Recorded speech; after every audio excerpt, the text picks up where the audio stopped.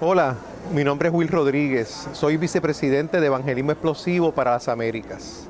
Eso incluye desde Canadá hasta Argentina, incluyendo el Caribe también. Por eso estamos aquí.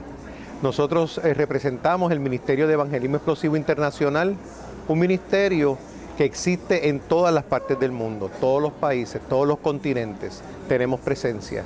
Y con este ministerio intentamos ayudar a la iglesia a que cumpla con la gran comisión. Esperamos tener un buen tiempo en esta clínica. Que Dios los bendiga.